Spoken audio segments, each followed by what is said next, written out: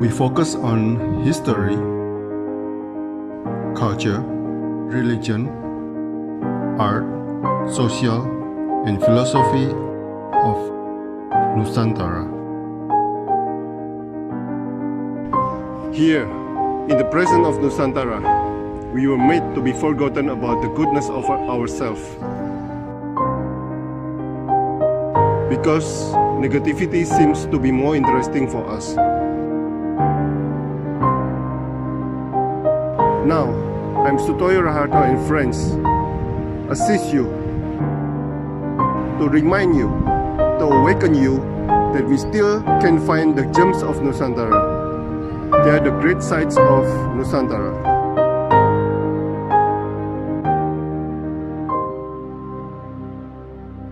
Oke, selamat malam Abah Iwan Manembah, pimpinan Majelis Bangsa Manembah atau Imam Manembah. Oke, selamat malam Mbak Iwan.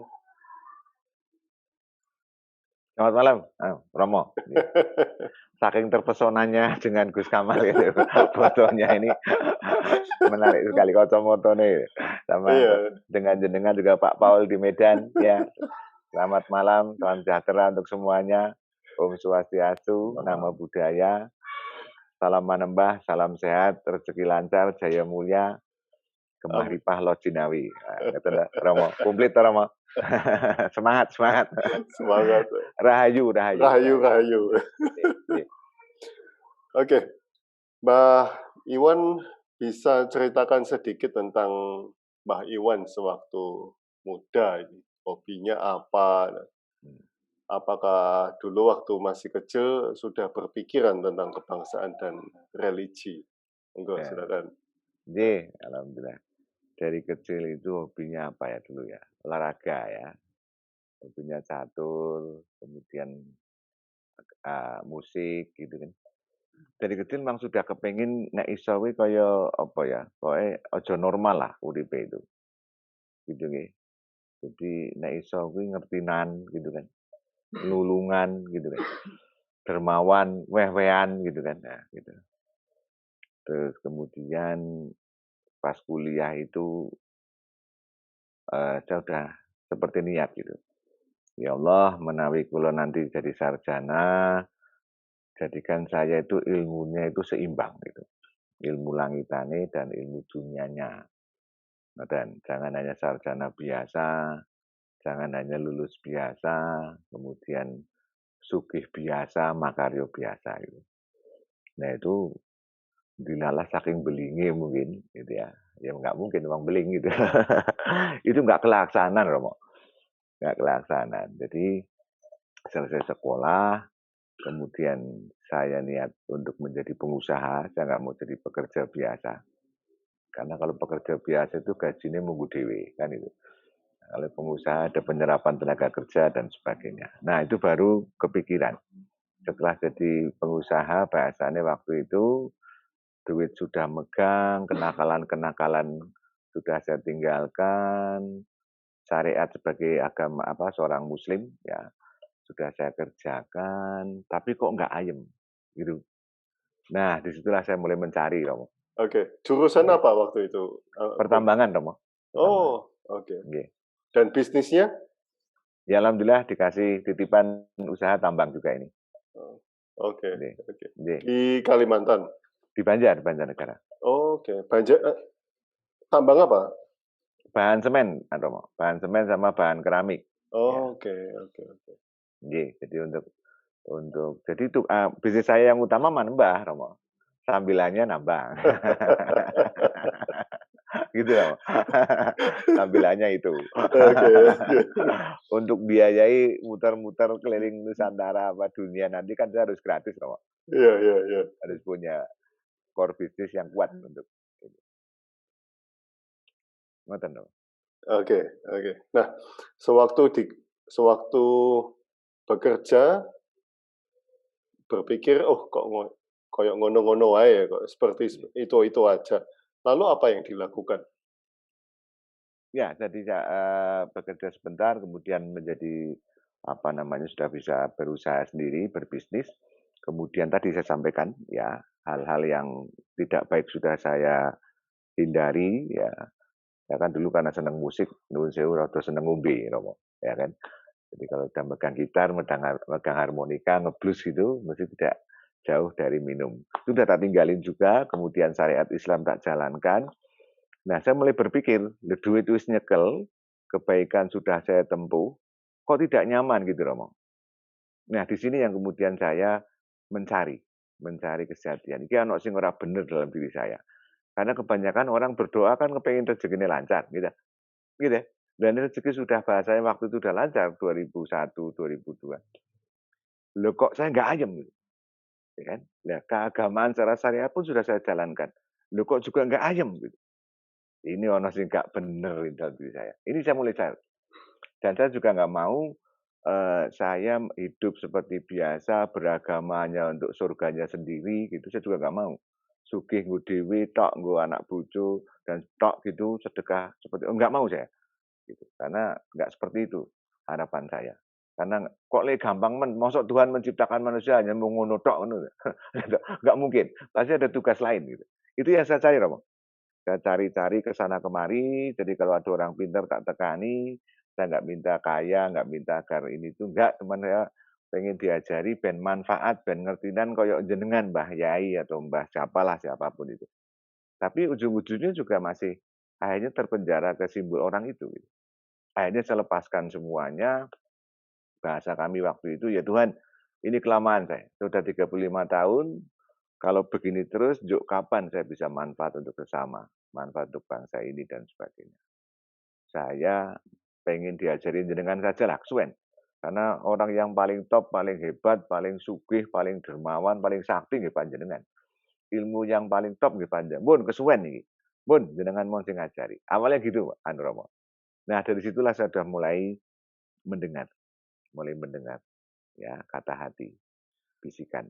Paling paling ekstrim pencarian guru atau pencarian apa tadi? Orang yang sakti, orang yang ya itu sampai bagaimana? Oh ya, itu sampai ke masalah jimat, Romo. Ya, masalah keris dan sebagainya, pusaka-pusaka. Sampai ke sana akhirnya. Ya, dari yang jalur agama sampai yang jalur klinik tak tempuh. Kenapa kandil dipakai? Kenapa menyan dipakai? Kenapa keris kok disubio-subio bahasanya gitu. Sampai ada yang miliaran, sampai katanya kalau megang ini pejabat bisa ini itu. Itu saya kejar. Tapi dengan pemahaman yang berbeda waktu itu. Saya memahami ini pasti orang-orang kuno dulu itu dari bentuknya, dari bahannya, logamnya, yang harus meteorit lah ini itu, kemudian ada yang pakai apa? Pakai jari. Ini nggak main-main ini. Gitu kan? Menungso wae nek berusaha seperti itu dengan bantuan Tuhan bisa menciptakan yang sangat luar biasa. Gitu. Bentuknya cilik ning menangan. Bisa aja company Belanda 350 tahun nggak bisa ngalahin keris yang cuma segini atau yang segini dan sebagainya. Dan di belakang keris ini pasti luar biasa. Itu yang saya kaji. Termasuk bagaimana tidak menyimpulkan keris itu sendiri gitu. Jadi saya waktu itu sambil ngumpulin keris sambil mengaji itu. Nah, saat saya mendapatkan keris, nah itu minjem atau beli, tujuannya adalah agar si pemegang keris ini tidak menuhankan keris itu. Gitu. Ekstrimnya ke sana sampai akhirnya saya mendapatkan hidayah ini, kemudian suruh berhenti dengan keris itu, sing ngajari keris ora trimo, akhirnya perang batin dengan saya. Nah, disitulah terbuka sampai ijazah manembah ini. Gitu. Oke, oke. Nah, terus kembali ke pendengaran, apa yang didengar setelah itu? Ya, maksudnya dari kata hati itu nggih, dawuh-dawuh itu nggih, petunjuk. Ya, intinya melepaskan semuanya. Melepaskan semuanya dan di titik itu saya diuji tidak main-main, Tomo. Ya, jadi dalam satu titik itu saya diuji takut mati apa tidak. Dan takut kehilangan harta yang banyak waktu itu apa tidak gitu. Jadi waktu itu ada pilihan. Pas lagi perang rame itu, yang tadi saya nggak ngerti klinik, nggak ngerti batin, nggak ngerti serangan semacam itu, saya diserang betul. Dan petunjuk waktu itu mengatakan hanya beliau yang bisa menolong serangan ini. Ini taruhannya itu. Gitu. Diserang dari siapa? Ya itu tadi yang saya sudah katakan. Oke. Yang nggak terima, saya harus khatam dari keris itu. Gitu. Yang nyerang itu jelas rugi karena kalau kehilangan saya kehilangan supporting, buffering. Oke. Tapi intinya ke sana lah. Jadi klimaknya waktu itu saya harus memilih antara di kondisi yang mau mati tadi dan yang nyerang ini masih utang saya ratusan juta, Romo. Jadi ada dua pilihan. Kalau tak terusin berarti hilang duit saya. Ya kan ya. Kalau kalah saya mati kan itu. Iya kan? Nah, itu pilihannya sana. Tapi alhamdulillah di titik yang sangat krusial itu saya mendapatkan ilham, jadi bukan bisikan, ya, ilham. Waktu itu yang saya dapatkan adalah jangankan harta, zaman para sahabat, jangankan harta, nyawa pun diserahkan untuk kejayaan Islam, untuk kejayaan dirinya, sahabat itu dengan para nabi dan Allah, dengan nabi dan Allah. Itu yang saya ambil. Oh, berarti ini ilmu tatanan sahabat. Langsung saya ambil. Ya Allah, saya tidak takut mati, tidak takut kehilangan harta sebanyak itu. Karena itu semua titipan Engkau. Nyawa juga titipan Engkau. Saya madep mantep, derek dawi pun panjenengan, monggo. Nah, disitulah kemudian saya diajari lebih lanjut, termasuk bagaimana tidak kalah dari leading dan sebagainya, dan dijasai manembah menikah. Oke. Nah, pengalaman apa yang pernah dialami hingga merasa nasionalisme dan religius penting untuk Mbah Iwan? Ya, jadi kan tadi udah pelepasan tuh. Ya. Jadi awalnya begitu kami manembah ini diutamakan untuk keluarga dulu, yang serumah harus dibuka dulu nuraninya, agar mendengar petunjuk-petunjuk Tuhan lewat nurani, atau mendengar petunjuk nurani, kemudian saudara-saudara, mertua, karena orang tua kami sudah meninggal, mertua, saudara-saudara, kemudian karyawan-karyawan juga harus manembah, kalau nggak mau manembah dikeluarkan, waktu tugas sekali waktu itu, dan sebagainya. Terus 2003 baru 2014 lah. 2014 itu ya mulai disuruh nasional. Pemahaman waktu itu bangsa ini semakin tua. Bangsa ini kenapa seperti ini, alam banyak bencana dan sebagainya, korupsi di mana-mana ya dan sebagainya itu termasuk pemanasan global dan sebagainya karena banyak orang menuhankan selain Tuhan. Banyak orang menuhankan dirinya, menuhankan agamanya, jabatannya, hartanya, kelompoknya, dan sebagainya. Nah, buktinya apa? Tidak banyak orang mengakrabi Tuhan. Gitu, termasuk Indonesia yang sudah sangat surga ini. Di berbagai kitab agama macam-macam menggambarkan surga, ya gambarnya di sini ini. Kan gitu. Nah, itu pun sudah sangat payah seperti ini. Kenapa? Karena sudah lepas dari dawuh niku wau.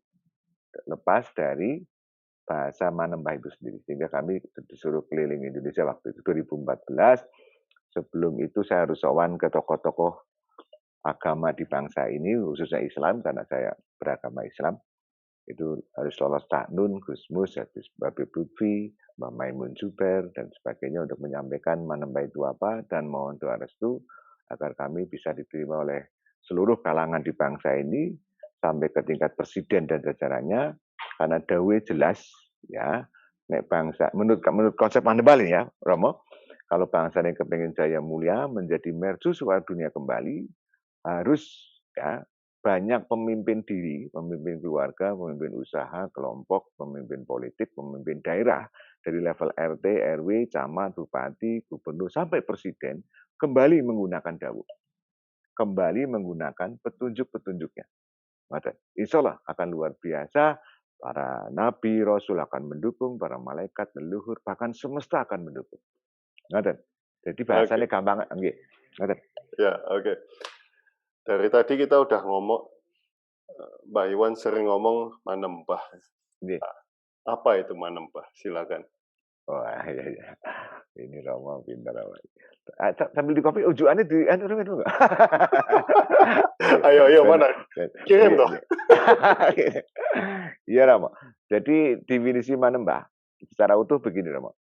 Keadaan yakin, ikhlas, sabar, syukur. Bahwa kita tidak bisa apa-apa. Tidak punya apa-apa, tidak kuasa apa-apa. Nothing. Yang bisa, yang punya, yang kuasa hanya Allah. Hanya Tuhan, hanya Gusti Pangeran. Gitu, Nah, jadi kalau mau menggunakan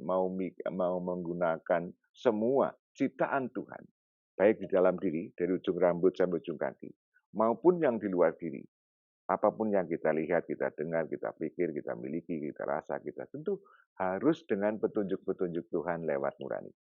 Nah, dalam konsep manembah nanti, setiap majelisan tidak hanya teori, Romo, tapi kita praktekkan. Di sesi terakhir akan kita praktekkan bagaimana semua yang hadir, yang ingin, yang ikhlas untuk mendengar petunjuk, kami buka atas izin Tuhan agar mendengar petunjuk-petunjuk Tuhan lewat nurani atau petunjuk nurani kalau belum yakin petunjuk Tuhan, gitu kan? Nah, setelah mendengar petunjuk tadi dipakai untuk seluruh aktivitas, terutama tadi bagaimana menggunakan semua ciptaan Tuhan dalam diri atau gampangannya diajari bagaimana menjadi pemimpin diri sendiri. Nah, memimpin diri sendiri itu apa? Menggunakan semua ciptaan Tuhan dari ujung rambut sampai ujung kaki. Maaf, menggunakan otak. Nanti mikirnya nggak di sini, Romo, tapi di sini dengan petunjuk. Kenapa nggak boleh mikir di sini? Kalau mikir di sini, jin, setan, iblis, siluman akan bisa menghack, bisa menyadap, bisa ngerti. Nah, kalau mereka tahu, mereka pasti akan mengganggu karena gaweannya mereka seperti itu. Ibadahnya mereka seperti itu. Gangguannya apa? Tidak nyaman. Mikir satu jadi dua, tiga, dan sebagainya. Menggunakan mata dengan petunjuk. Jadi nanti ngertinan. Termasuk bisa melihat goib dan sebagainya atas izin Tuhan. Menggunakan telinga dengan petunjuk. Jadi nanti bisa ngerti ini omongannya benar apa enggak dan sebagainya. Dan sebagainya. Harus menanggapinya seperti apa. Menggunakan hidung. Bau apa bisa paham. Ini baunya, maaf jin, baunya siluman, baunya macam-macam dulu. Menggunakan mulut. Mau ngomong juga harus dengan petunjuk. Bahasanya kata-kata dari hati akan masuk ke hati. Ini bukan dari rasa ataupun dari nafsu. Gitu, menggunakan tangan dengan petunjuk cara berpakaiannya, cara transfernya misalnya, cara bermedsosnya, ber-WA-nya, ber-Facebook-nya. Ini penting di zaman milenial seperti ini. Bahkan yang buat anak-anak muda, anak-anak kecil, ya main gamenya pun dengan petunjuk, dengan pikiran, dengan memantram dan sebagainya. Pasti akan indah. Termasuk menerima uangnya, bekerjanya, berbisnisnya, mengelola uangnya untuk konsumsi, untuk bayar utang dan sebagainya, akan dipahamkan tentang uang, tentang utang piutang dan sebagainya. Terus menggunakan hati dengan petunjuk, menggunakan kemaluan, Romo. Ini penting, Romo. Nah, menggunakan syahwat pun harus dengan petunjuk, biar tidak ejakulasi dini, ya, biar tidak DC bojone dan sebagainya. Nah, itu penting ini, ya. Karena kehancuran suatu diri, suatu keluarga, suatu perusahaan, bahkan suatu negara, karena dua hal, Romo, uang dan syahwat. Nah, dalam konsep manembah, dua titik ini benar-benar diajari bagaimana ngimami duit, bagaimana ngimami syahwat dengan cara tadi. Nanti akan kami pertajam tuh, nafkah batin pun dengan petunjuk di situ akan luar biasa, karena tanpa petunjuk akan membuat Tuhan cemburu.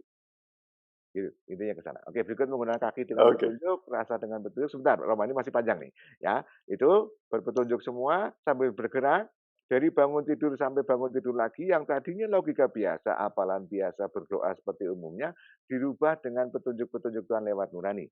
Nah, nanti sambil bergerak, hati dikunci dengan zikiran bahasa Islamnya atau memantram atau rosario bahasa Nasraninya dengan petunjuk-petunjuk Tuhan lagi. Sambung menyambung, Romo. Jadi hati selalu online. Jadi onlineitas dengan Tuhan selalu terjaga. Sehingga nanti harapannya tambah hari, minggu, bulan, tahun, tambah akrab dengan Tuhan lewat nurani. Nanti kalau sudah akrab, Romo, tandanya Tuhan langsung mengatur. Misalnya mikir apa, ojo mikir kui, mikir kise. Ini dikerjakan, ini, gitu. Nonton dong, manembah gitu. Nah, ini akan asik sekali dan mudah sekali diterapkan dalam diri, dalam keluarga, dalam perusahaan, dalam menata negara, dan sebagainya. Nonton dong. Oke. Sebelum pertanyaannya Pak Medi ya, saya tanya dulu aja. Oke. Siapa saja yang mendidik Mbah Iwan dalam perpaduan Siapa saja yang mendidik Mbah Iwan dalam perpaduan nasionalisme dan religius? Dan apa yang menarik dalam keduanya itu, Mbah, untuk Mbah sendiri? Siap. Iya, Romo. Jadi yang mendidik secara langsung nggak ada, Romo ya. Tapi secara ini bapak saya itu kan pejuang, Romo. Bapak saya pejuang veteran, zaman saya kecil itu sambil saya di pangku, beliau cerita tentang perjuangan. Bagaimana bapak saya yang anaknya 10, saya nomor 10 ya, itu harus ngungsi ke sana kemari, pernah ketembak pantatnya dan sebagainya. Itu ternyata secara otomatis terekam dalam pikiran saya. Loh ini bapak saya untuk memberikan sumbangsi harus berjuang seperti itu, toh pati dan sebagainya. Loh saya loh, mosok apa kalah dengan bapak saya. Cuma karena sekarang bukannya zaman perang lagi, bagaimana berkontribusi. Nah, apalagi setelah mendapatkan Manembah ini, kemudian dikasih pemahaman secara batin, bahasa Dhuwure ini jangan dipercaya, tapi lewat Bung Karno dan sebagainya, beliau-beliau yang di Ponegoro dan sebagainya, HP9 dan sebagainya menyampaikan bahwa ini penting untuk bangsa ini agar kokoh lagi. Itu tadi minimal, makanya kami menyebar keliling. Jadi minimal kalau di Jawa Tengah ada, Jawa Timur ada, Jawa Barat ada, Bali ada, Sulawesi ada, Kalimantan ada. Ini menjadi titik-titik BTS kan tuh, cahaya-cahaya, oase-oase, di mana di zaman edan seperti ini yang apa-apa logika, pikir, nafsu, duit dan sebagainya, ada yang apa-apa dengan petunjuk. Ngoten niku. Yang akhirnya sambil kami keliling Indonesia itu beberapa tokoh kami menambahkan juga ini. Ngoten niku kan.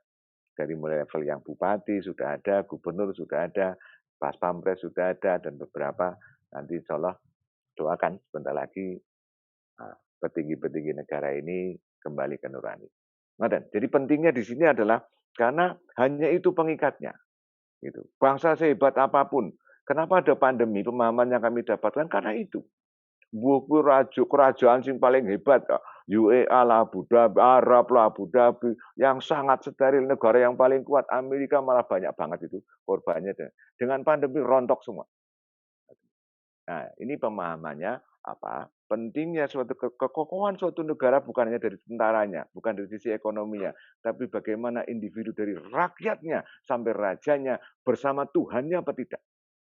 Itu kekokohan yang paling inti. Nah, barulah secara umumnya bagaimana ekonominya, bagaimana. Nah, ini Tuhan akan berperan di situ. Ini pentingnya antara nasionalisme dengan religi, Romo. Ya, ini banyak sekarang ini religinya yang untuk urusan dunia-dunia toh. Ngoten niku. Hanya bagaimana jabatannya, hanya bagaimana istrinya nggak selingkuh, suaminya nggak selingkuh. Hanya itu. Ben bandane akeh, tetapi tidak mencapai ke tingkat, loh, kita diciptakan sebagai pembantunya Tuhan. Masa kita nggak kenal dengan bosnya, dengan Tuhan kita. Terus masa kita nggak pernah koordinasi? Loh kan ya, pasti ada hal-hal yang disimpan di sini. Itulah yang disebut kesejatian. Nah, dengan pola menembah, bagaimana kesejatian itu diungkap dengan cepat, mudah, dan gratis. Kalau ngopi medang iso, gak perlu ndak topo pos dan sebagainya. Apalagi kalau seneng topo, kayak Gus ini jos lagi gitu. Ngaten kan? Ngaten. Jadi hubungannya sangat kental sekali antara religi dengan nasionalisme. Makanya kalau orang beragama tinggi sekali dan sebagainya, kok akhlaknya terhadap bangsa ini dengan sesama kok tidak ada? Saya mau bertanya itu. Ini salah sinau agama apa karena keracunan dan sebagainya kan ya. Ini bisa dari titik apa tak? Makanya kami keliling ke sana untuk meneladani langsung bagaimana indahnya NKRI, bagaimana semua agama jadi satu. Bukan berarti kemudian merubah satu aliran, bukan. Tapi bagaimana yang Buddha, yang Hindu kembali ke nurani dan beragama dengan nurani itu tadi. Sehingga tidak hanya beragama untuk dirinya sendiri, surgane dewi baik, tapi bagaimana bangsa ini, bagaimana tanggane, bagaimana sesama dan sebagainya. Hubungan antara religi dan nasionalisme. Jadi insya Allah dengan ini sangat NKRI. Makanya menembah tadi bisa untuk semua agama dan semua usia, Romo. Nanti yang agama Katolik ya dengan syariat Katolik, tetap jalan syariatnya. Islam pun dengan cara Islam syariatnya. Yang Buddha, yang Hindu, bahkan Nun Sewu yang tidak beragama kata boleh. Asal menungso, urip, punya hati, mau tak buka nuraninya. Nah, nanti dengan petunjuk nuraninya, mencari Tuhannya, mencari agamanya. Oke. Pak Medi. Dari Pak Medi di mana, Pak? Saya lupa ya. Jawa Barat ya. Jawa Barat, Pak. Bekasi, Pak. Ya, Bekasi. Bagaimana cara membedakan itu petunjuk Tuhan atau nafsu dari dalam diri? Silakan. Ya. Selamat malam Pak Medi. Pak Medi Farudin ya. Ya. Perhatikan ini, banyak yang bertanya seperti itu. Perhatikan ini kata kuncinya petunjuk Bapak. Ya, untuk semuanya juga Romo, Pak Medi. Yang namanya petunjuk pasti tidak menyusahkan, pasti tidak melanggar. Kenapa nggih? Petunjuk jalan aja lah, petunjuk jalan, masa petunjuk jalan mesti aneh-aneh misalnya kan, gambare WW misalnya kan nggak ada, itu bukan petunjuk itu. Ya kan? Ya kan? Jadi kita nafikan dulu masalah petunjuk, apa kata hatinya dulu. Nah, petunjuk itu seperti itu. So, kita sudah dewasa, kita apalagi beragama, kita sudah punya kesadaran. Pasti ada bedanya, Pak. Ini bahasa sadar dulu, ya kan? Antara nafsu dan tidak. Ya kan gitu. Nah, yang kita cari dalam konsep manembah adalah petunjuk. Kemudian penguatnya agar selalu dalam rel siratal mustaqim bahasanya, selalu dalam rel kebenaran, syariat agama dijalankan. Pertama itu. Kemudian dalam detik per detiknya hati dikunci dengan zikrullah, bahasa Islamnya gitu. Karena pengaman yang sejati. Nanti akhirnya terlatih dari kesadaran meningkat menjadi keakraban dan sebagainya. Saya akan paham, oh, kemudian dinaikkan derajatnya menjadi utusan Tuhan dan sebagainya. Jadi ingat, kalau bisa bicara bisikan dalam konsep agama Islam ada sataniyah, malakiyah, rububiyah. Nanti kembali ke teori lagi. Mumet siraya. Nah, prakteknya mendengar petunjuk dulu. Jadi kalau belum yakin ini petunjuk Tuhan, anggap ini petunjuk nurani. Dengan dalil yang sangat mudah, yang sering kita dengar, nurani pasti benar, nurani pasti jujur, hiduplah berdasarkan nurani. Jadi hal-hal yang tidak benar, hal-hal yang tidak baik, itu berarti bukan petunjuk nurani, bukan petunjuk dari Tuhan. Itu Pak Medi. Ambil nggih? Nah, gitu. Gimana? Oke. Sebetulnya ini saya mau tanyakan juga, tapi nggak saya tulis waktu itu.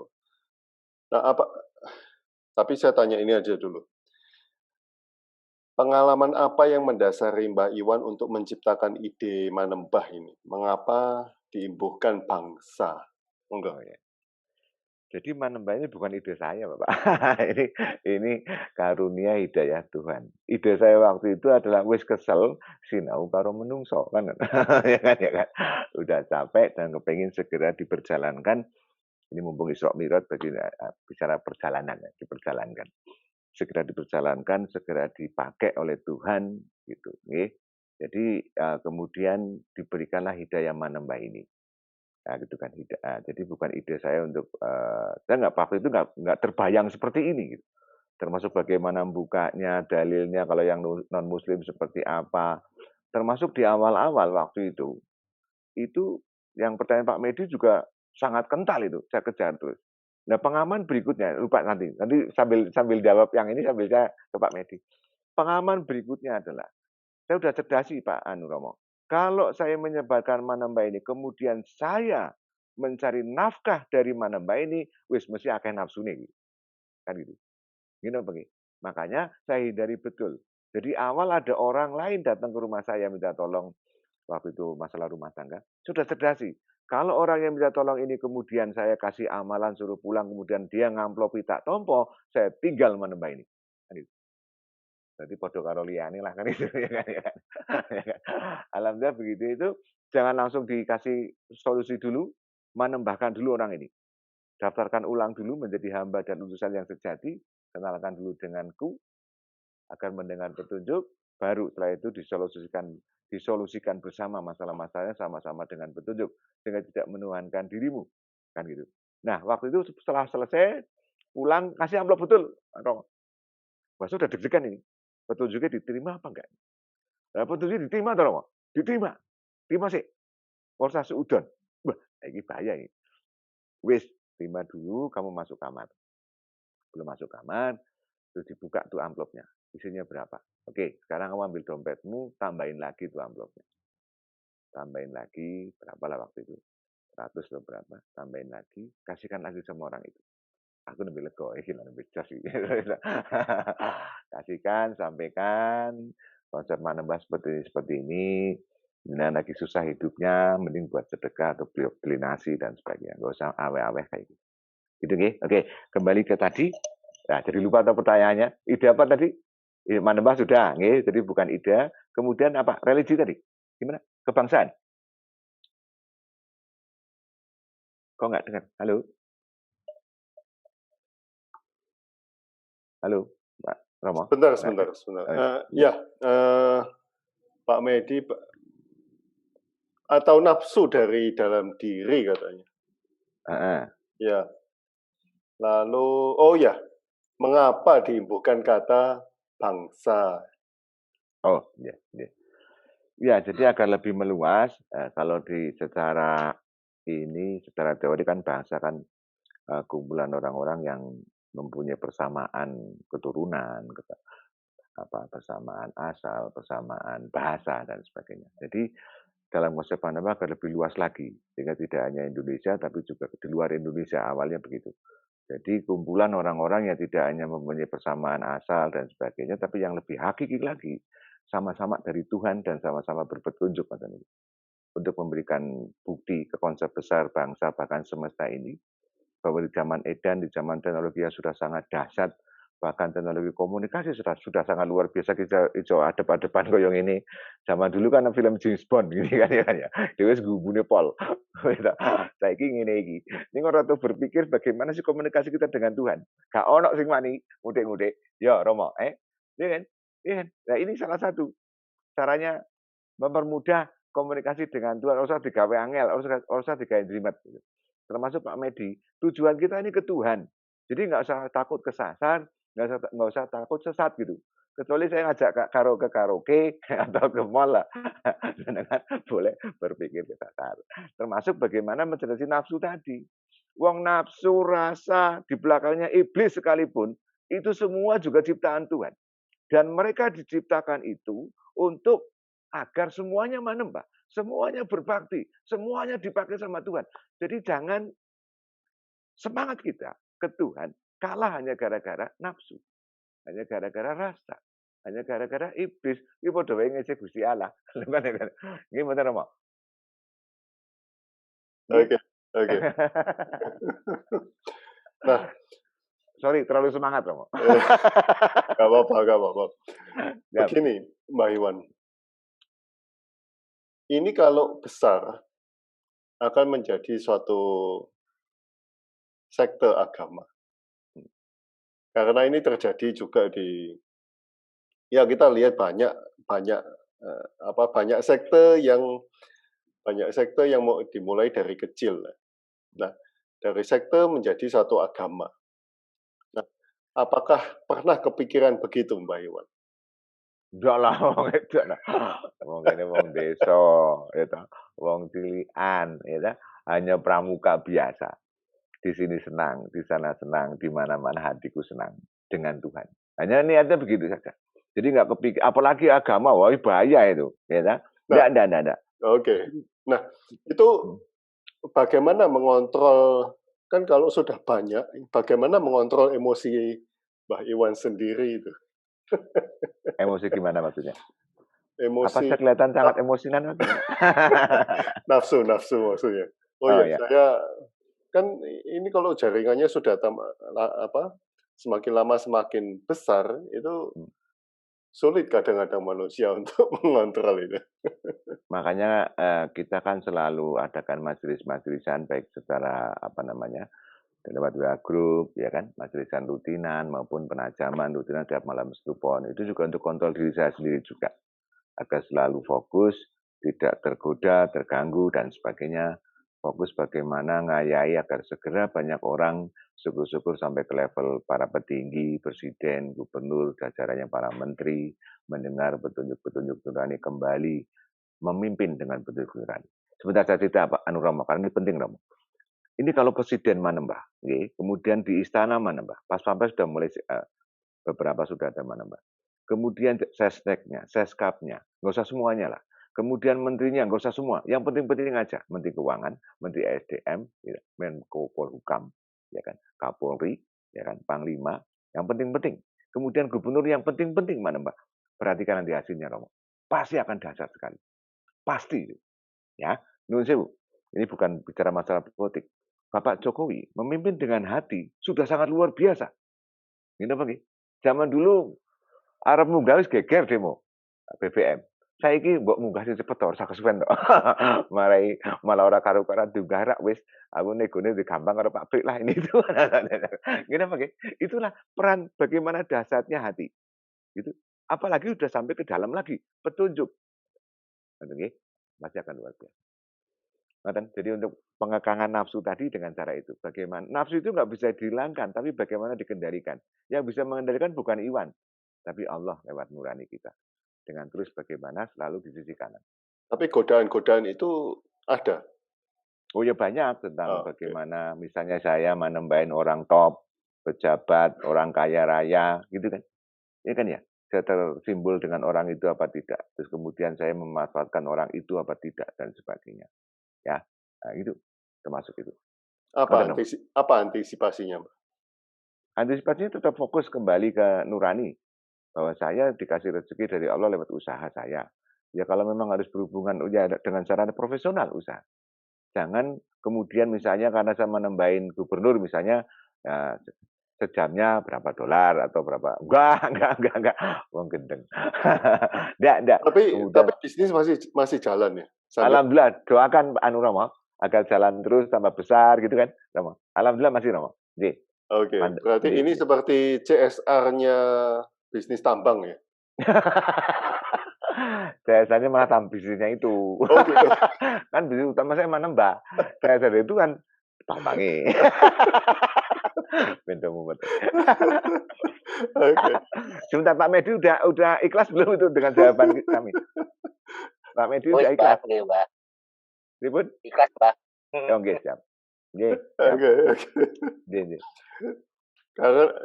Karena ini terjadi pada banyak orang dan makanya itu saya tanya apakah banyak godaan atau bagaimana ngontrol nafsu, apakah ini rencana kalau udah besar menjadi sekte, menjadi agama dan pelan-pelan begitu. Enggak lah, enggak.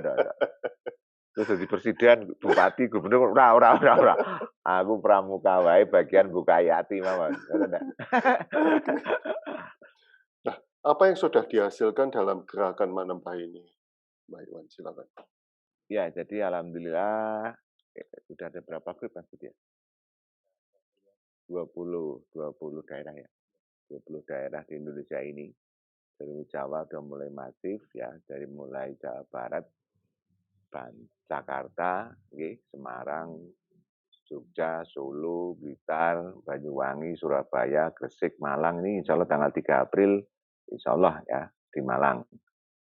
Kemudian tanggal 4-nya Surabaya atau Gresik tetap kita prokes kita perhatikan, gitu. Tidak terlalu banyak masker dan sebagainya. Jadi manfaat yang besar, insya Allah dengan bertambahnya ini, perhatikan Romo, katakanlah dalam bahasa Islam nih, orang yang berpetunjuk bacanya itu pakai petunjuk, Romo. Baca Al-Fatihah 3 kali, Yasin 7 kali misalnya. Yang Katolik misalnya, salam doa Bapak kami, pakai petunjuk, pasti pupurnya berbeda.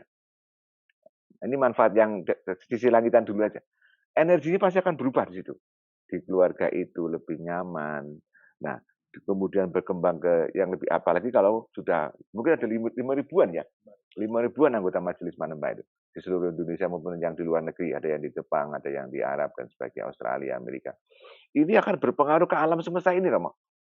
Gitu. Apalagi kalau di suatu BUMN, kementerian, Big Boss-nya Manembah, KP Manembah, waduh Mbak, kan ya, harap nyolong wedi Pak, gitu, dan sebagainya. Jadi manfaat yang sekarang kami rasakan, ya karena aku ngomong dikira ujub atau bebek silem toh, muni dewek dialem kan. Tapi targetnya ke sana Romo. Dengan banyaknya orang yang berpetunjuk, banyaknya orang yang bergembira, bahagia, kemudian dikayakan, dimuliakan oleh Allah, sehingga berbagi kenyamanan, berbagi harta benda, berbagi pengalaman tentang Tuhan, ini akan menarik. Walaupun mereka itu penambang, walaupun mereka politikus, pengusaha apapun, bicara tentang Tuhan sambil berusaha. Ngopinya pun teratur, entertainnya pun teratur, nikmat sekali.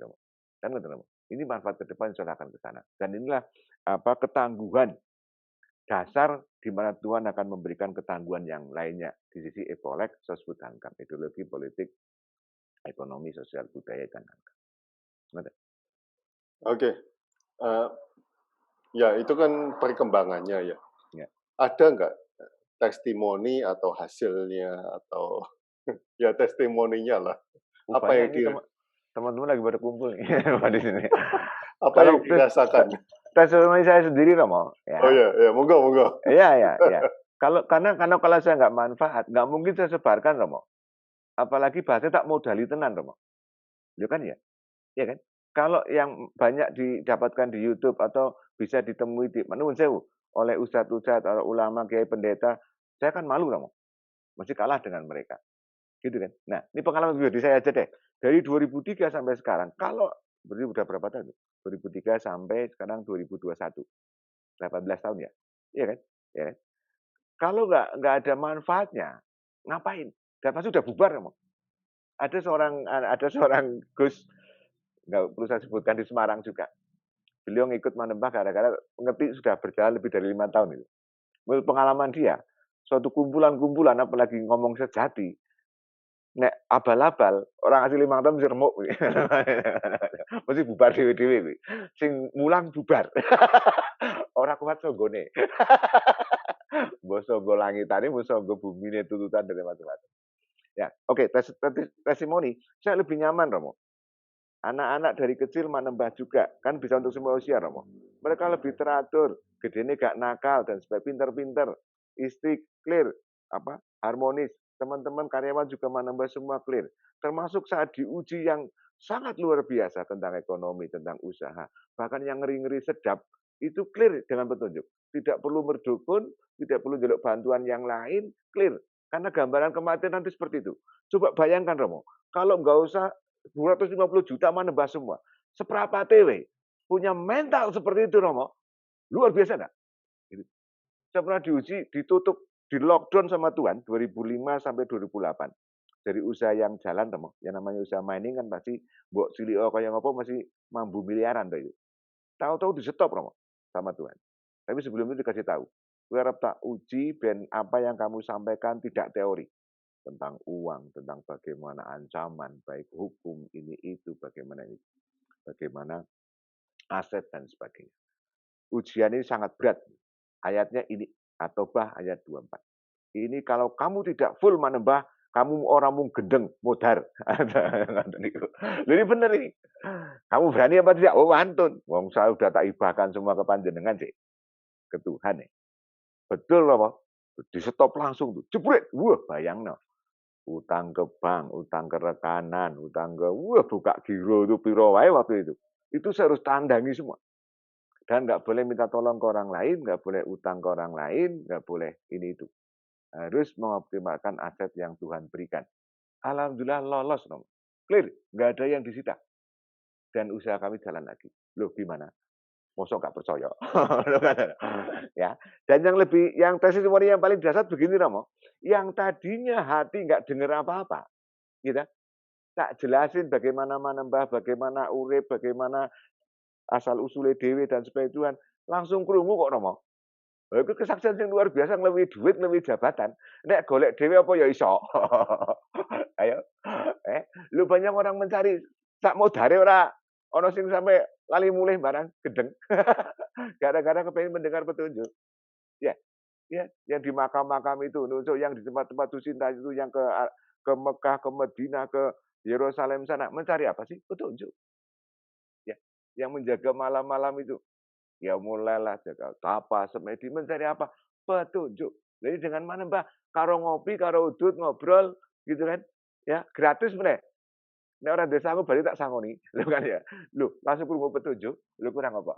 Itulah testimoni yang sangat luar biasa, yang melebihi seisi dunia ini, dong. Nah, setelah itu tinggal mau patuh apa tidak? Mau samina wa atona apa tidak? Insya Allah hasilnya akan luar biasa.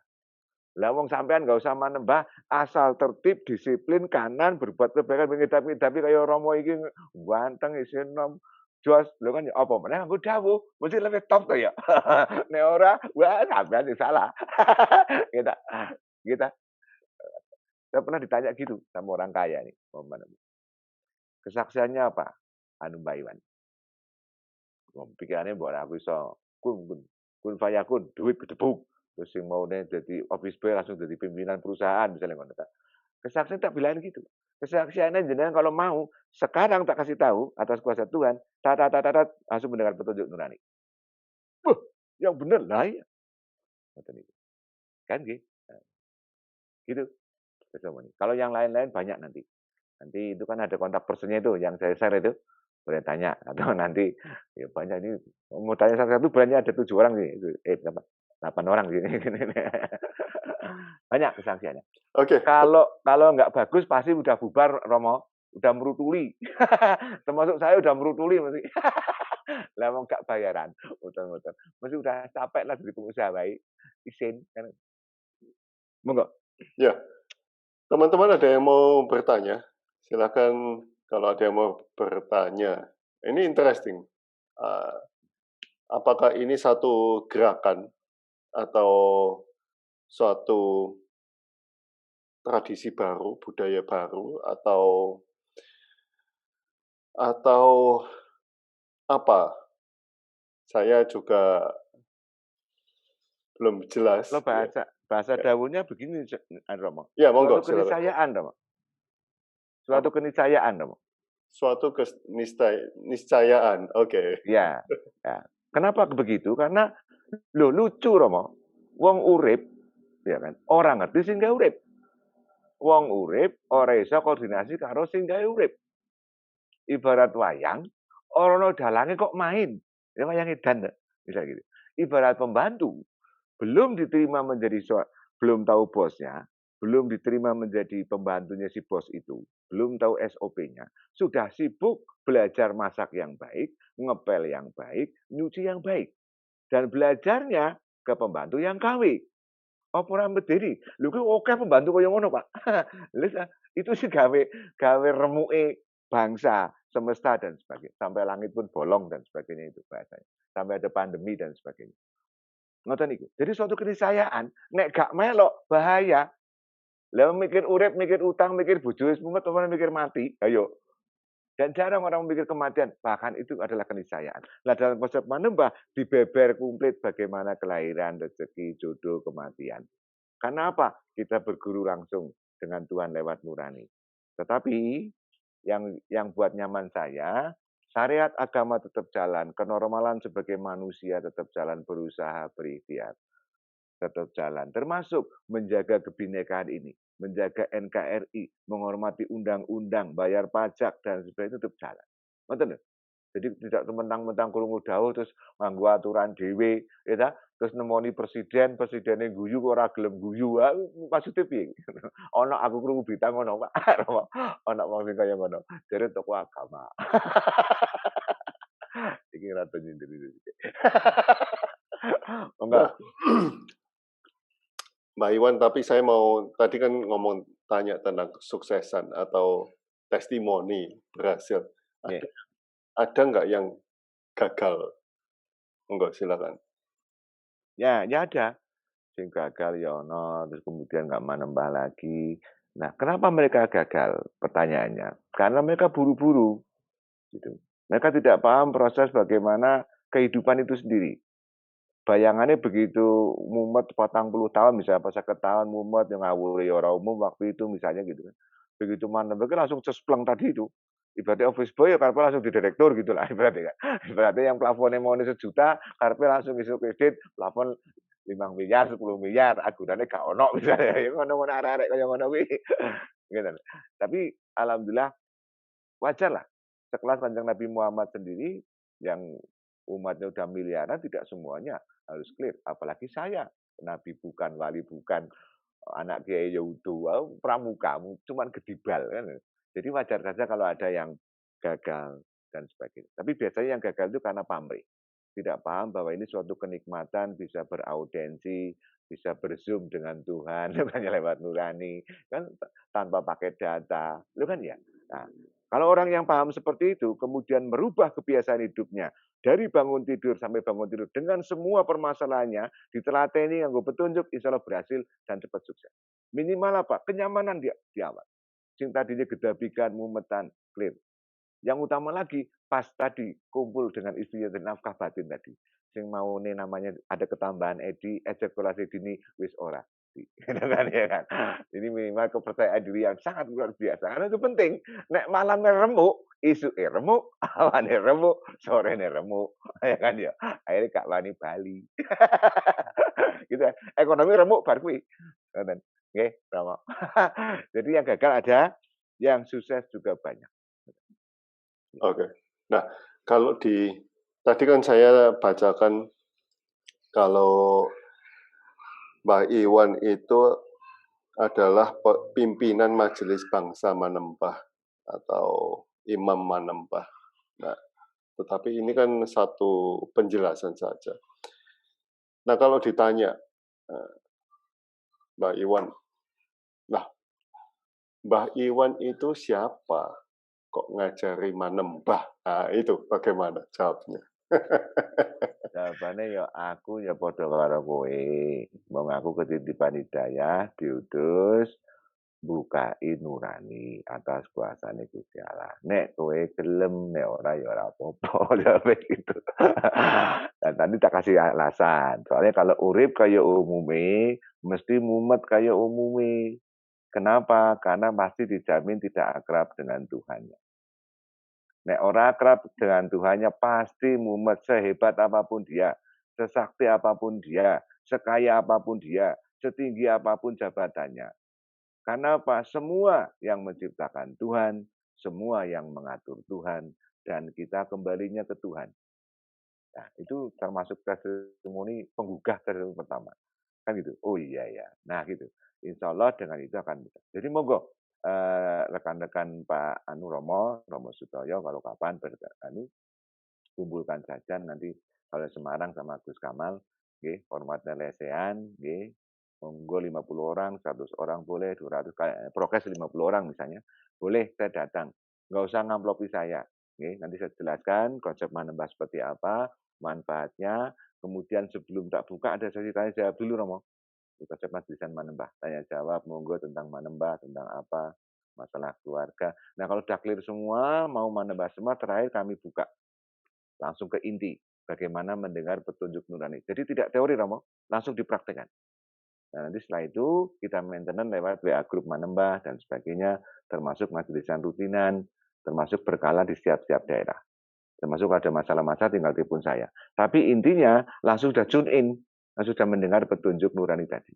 Nah petunjuk itu kalau semakin dipakai, pasti akan semakin mengarahkan. Jadi gini, banyak orang yang gagal tadi Romo, ini itu gara-gara pertama bahasanya kayak kata hati sendiri gitu. Jadi ngenteng Romo, kayak omongan dewi. Terus kemudian biasanya karena pamrih dunia. Nah Tuhan kan maha tahu. Begitu orang yang menggunakan petunjuk nurani ini pamrih, pasti diuji, digagalin tuh pamrihnya itu, biar kapok orang gitu kan, gitu. Nah ini seninya di situ.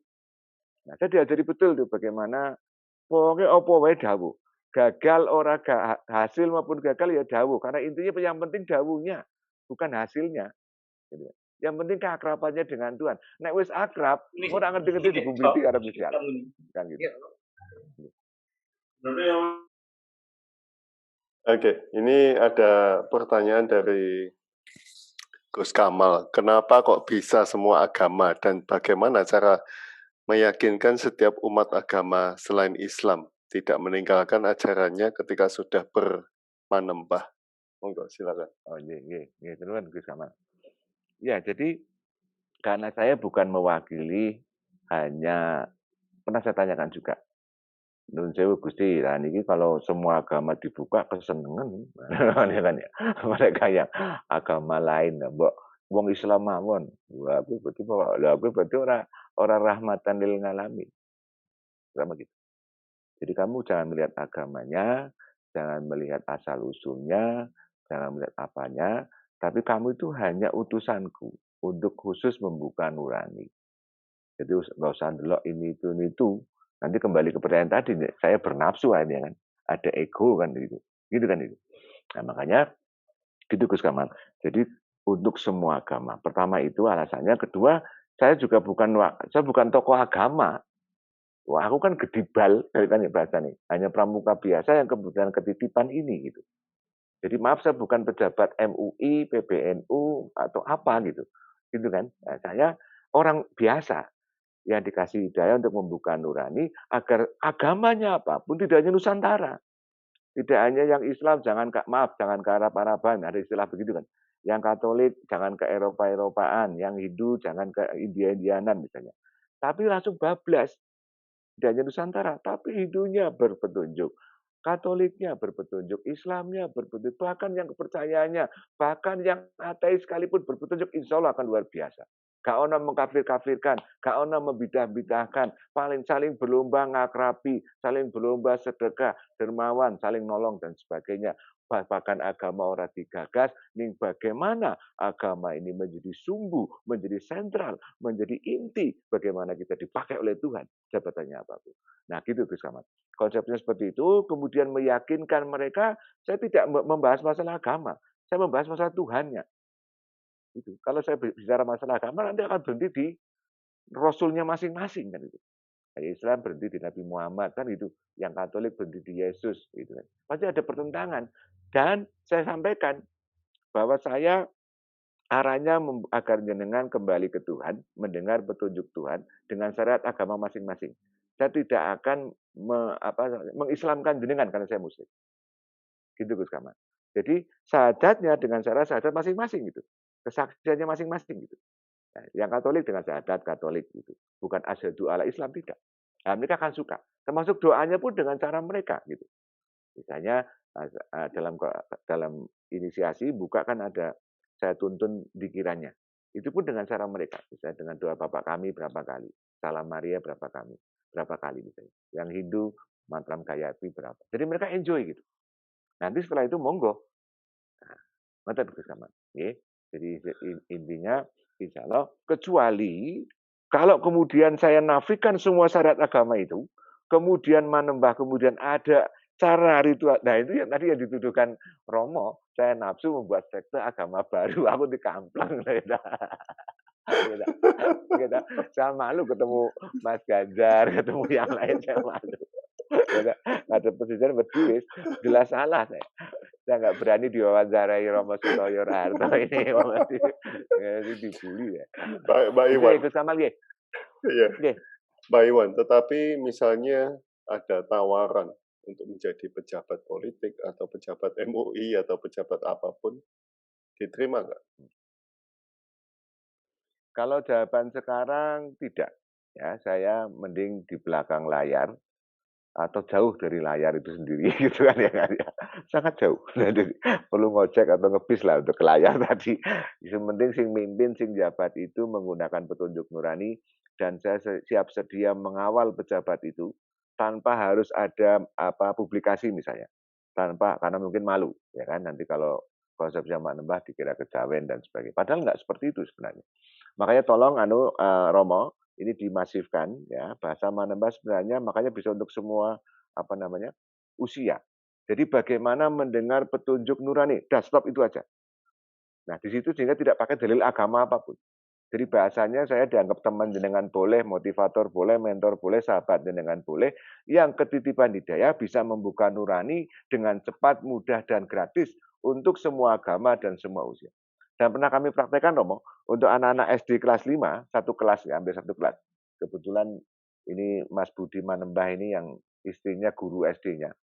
Itu tak manembahin anak 22, itu clear, Romo. Ya, jadi lebih pintar, lebih taat, lebih toat, lebih nggak aneh-aneh. Dan luar biasa. Misalnya mau pulang hujan besar gitu. Gurunya, Mbak Iva itu, ayo anak-anak kan udah pada manembah, ada mendengar petunjuk, ya biar kita pulang cepat, nggak harus nunggu hujan reda, baca apa, berapa kali, ayo berdoa masing-masing gitu. Pakai petunjuk masing-masing, langsung maksud gitu, langsung terang. Loh ngono. Tupane cilik-cilik ngono sudah berspiritual seperti itu. Gak nyontekan, cerdas, iso ngewangi wong tuane, ngewangi lurai, hebat mboten niku. Penak ora wong tuane. Anak-anak waskita ngono, ngertinan ngono, ndongakno, sekti-sekti. Lho nek menteri-menteri ngono juga, direktur BUMN seperti itu juga, polisi, kejaksaan, walah ngedap-ngedapi. Arep nyolong dawa dhisik, muri sini sekti. Sing rumah sekti. Ngoten ta. Pandemi minggat wis, ya ta. Ngoten Gus Kamal, nggih. Ya, dan itu prosesnya berapa lama? Ya, jadi kalau yang lama itu biasanya tanya jawabnya. Kalau proses yang mulai dari kalau di baptisan massal itu dari penjelasan dalilnya ini itu kenapa pentingnya manembah itu 1 jam 1,5 lah, 1,5 jam lah. prosesi 1,5 khusus jam. buka nurani itu. Ah, Gitu. oke. Nah, Karena ini harus sudah benar-benar 1 jam arahkan. ini.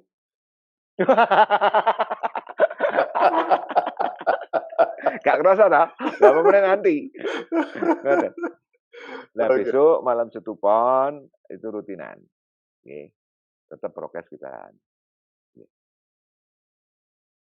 Monggo. Apa manfaat yang bisa dilihat jika pelaku seni, contoh pelukis atau pelaku budaya terhadap karyanya jika dia menembah? Monggo. Oke, pelukis dan pelaku seni ini kan sebenarnya orang-orang yang dikasih daya indera yang tidak biasa dijalankan ini. Entah indera 5,5, 5/4, indera 6, ya kan gitu. Karena harus ada imajinasi, kemudian bagaimana imajinasi ini diwujudkan lewat entah itu gerak tari, entah itu lukis, pewarna. Ini dengan manembah akan sangat luar biasa. Karena konsep dasar manembah yang utama adalah kenyamanan, Romo. Dalam bahasa kami adalah dina amanu wa tatma'innu qulubuhum bidzikrillah.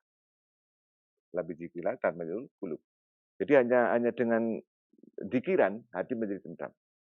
Nah, dengan konsep manembah yang dikir setiap saat, sehingga kenyamanan akan terjaga di setiap saat menghadapi apapun. Nah, kalau ini dipakai untuk seni, dipakai untuk pemimpin dan sebagainya akan luar biasa nanti. Jadi akan sangat berpengaruh sekali. Dengan minta petunjuk, ya Allah untuk kanvas yang akan saya lukis ini, ya Allah saya baca apa berapa kali. Untuk warna yang akan saya tuangkan, saya bacakan apa. Saya akan melukis pemandangan misalnya. Atau saya akan melukis tentang ini misalnya. Saya bacakan apa. Dah, sekarang mulai jalan ya Allah. Ya, sambil baca apa. Baca ini, baca ini. Itu warnamu kurang begini. Coba ke sana lagi. Nanti gitu konsepnya. Kalau sudah akrab, tambah luar biasa lagi. Tahu-tahu sambil tidur bisa sarung lukis. Kasure lukis.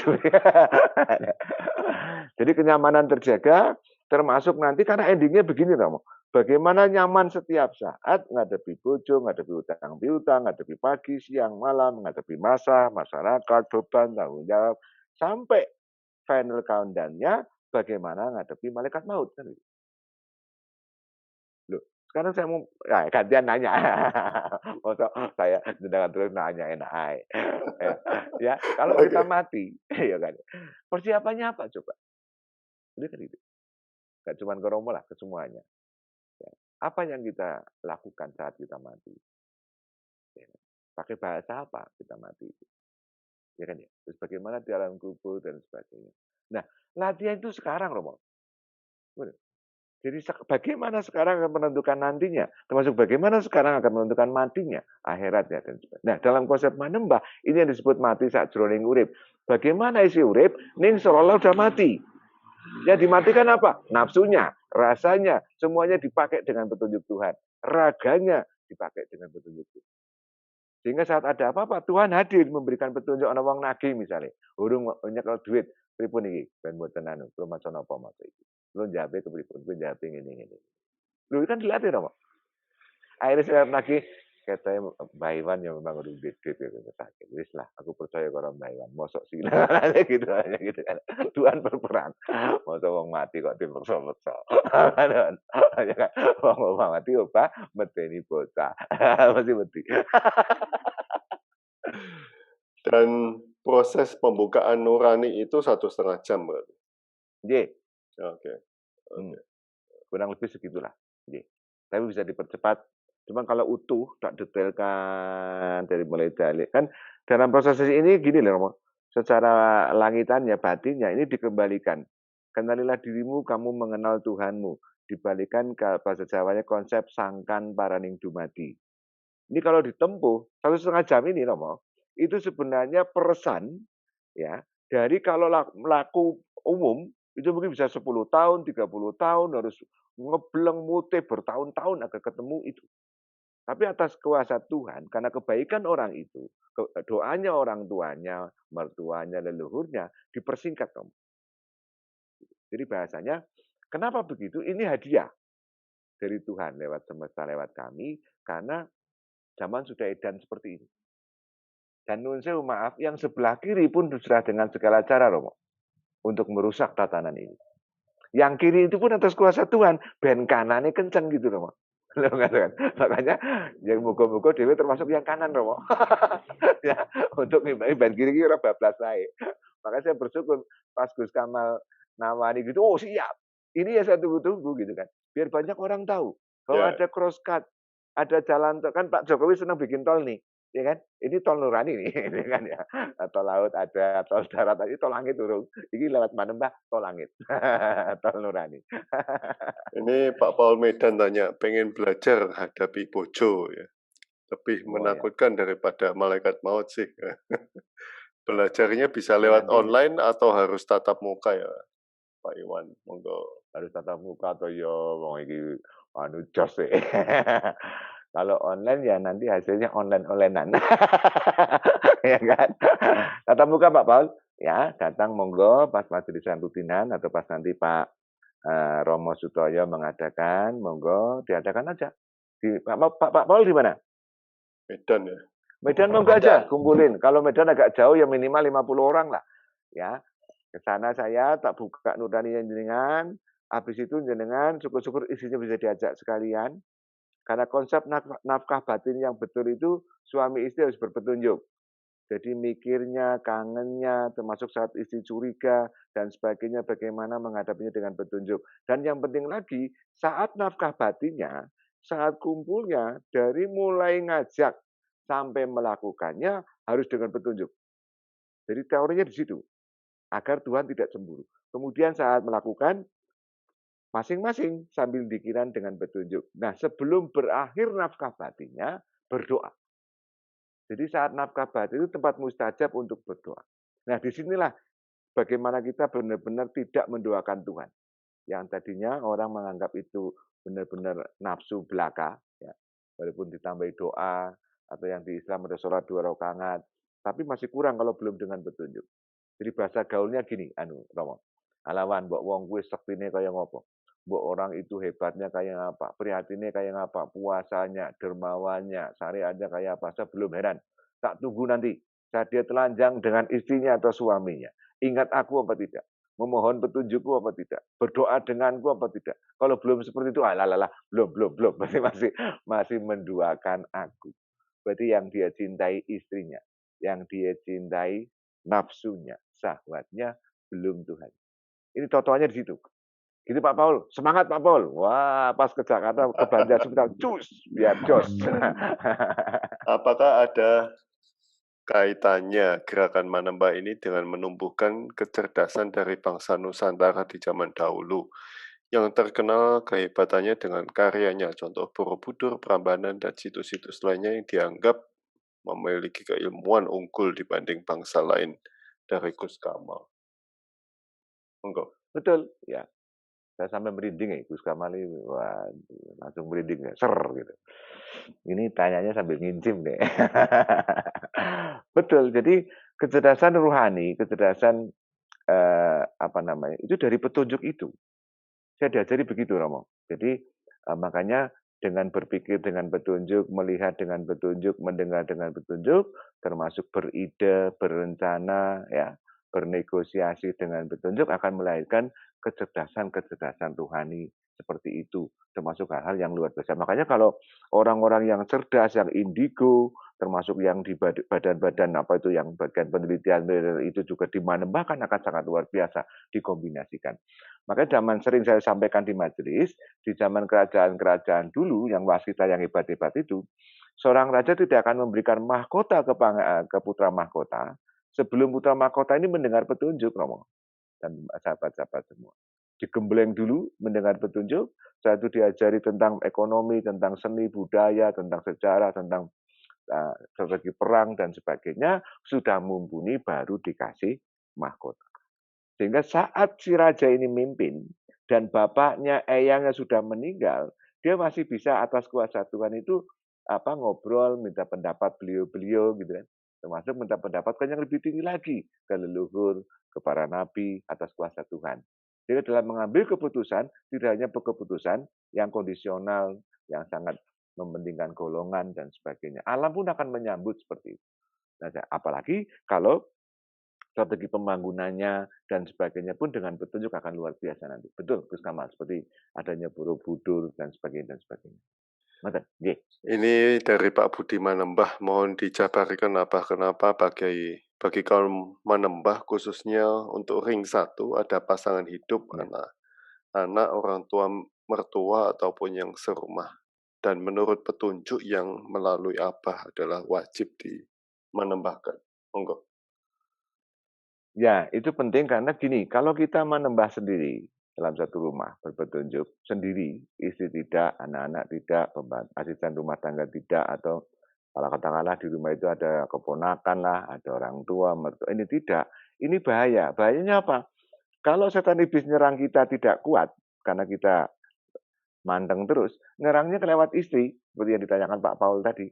Ya, nyerangnya ke anak, ke asisten rumah tangga, dan sebagainya. Termasuk dalam suatu perusahaan gitu. Kalau perusahaannya hanya direkturnya tok yang bisa atau komisarisnya tok, karyawannya enggak, nanti nyerang jenengan enggak kuat, nyerang lewat karyawan, lewat bagian marketingnya, lewat bagian produksinya, lewat mesinnya, dan sebagainya. Dalam pemerintahan pun begitu. Kalau presidennya tok yang menembah, keluarganya tidak, kemudian menteri-menterinya tidak. Ini kalau nyerang presiden nggak kuat, nyerang lewat menterinya, lewat nyerang keluarganya, anaknya presiden, nyerang lewat macam-macam. Serangan itu apa? Semua yang membuat tidak nyaman. Jadi tidak hanya santet, gendam. Ngoten Mas Budi. Ya, jadi pentingnya kemudian diajak yang serumah menembah.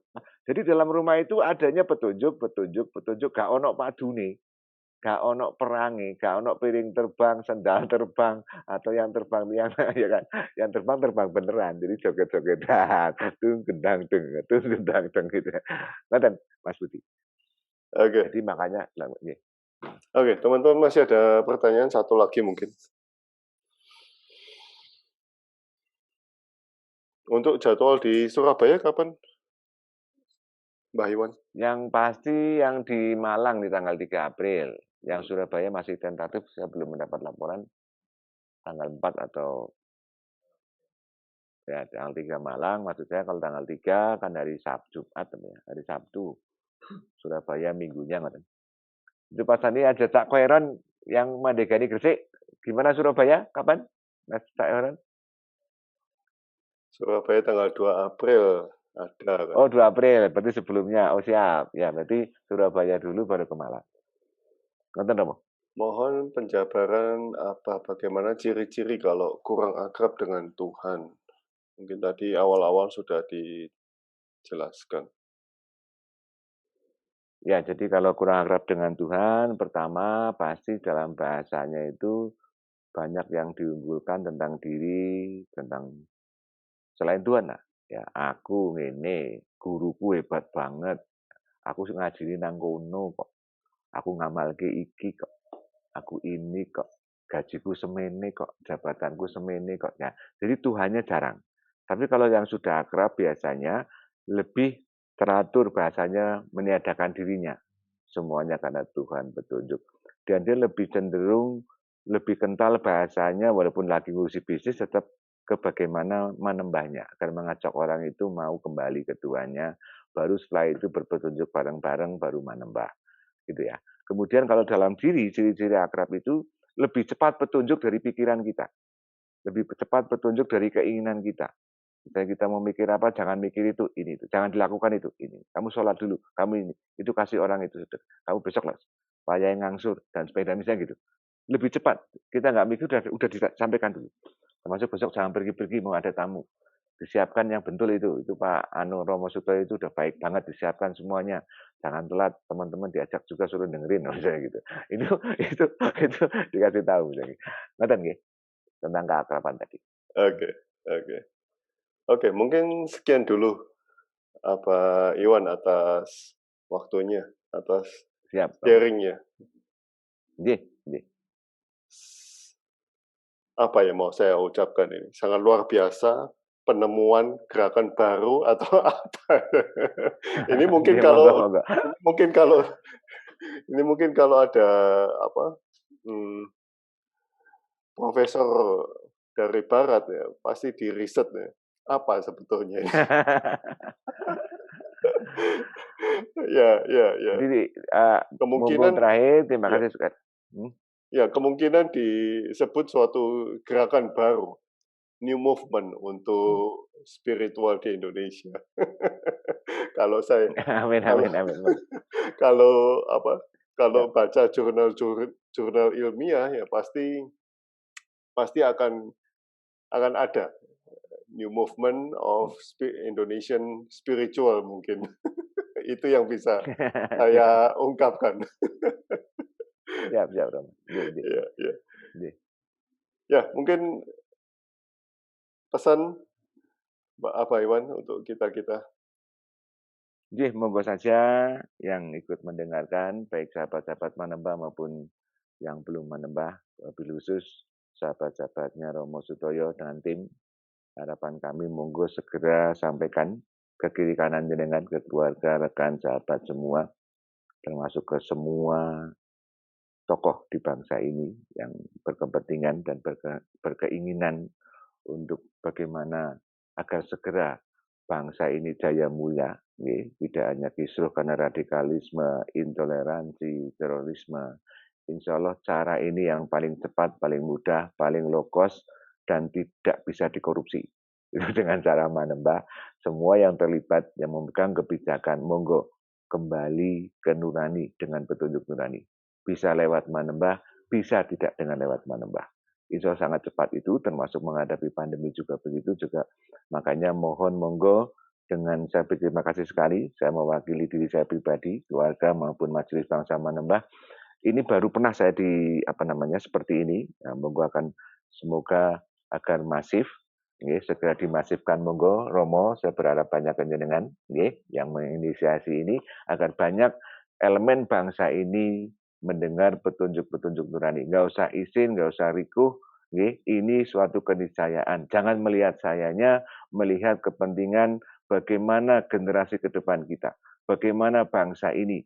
Ini caranya mudah mewariskan budaya leluhur, budaya adiluhung, bagaimana hamba dengan Tuhannya. Pesan kami gitu saja.